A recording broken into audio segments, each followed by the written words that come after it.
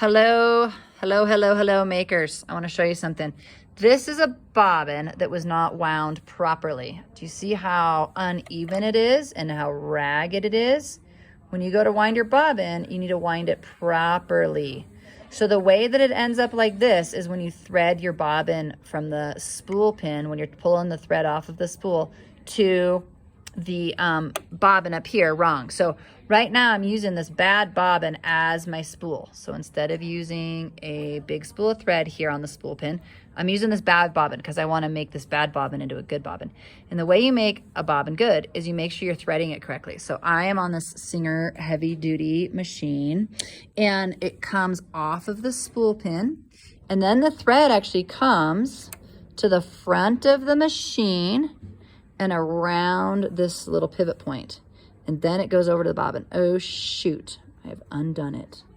Hold on, I need to use my other hand. Don't mind my filming. It's sucky, oh well.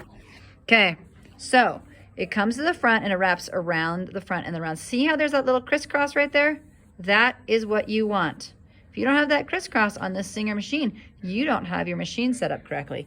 Then we're gonna go over here and we put our bobbin on, and then we press the foot pedal, and then voila, we've got it winding off the bad spool. And then look, it's going on the new spool and it is so beautiful. So make sure you set your threading up correctly going from your spool pin to your bobbin. So let's do that one more time real quick with an actual spool of thread.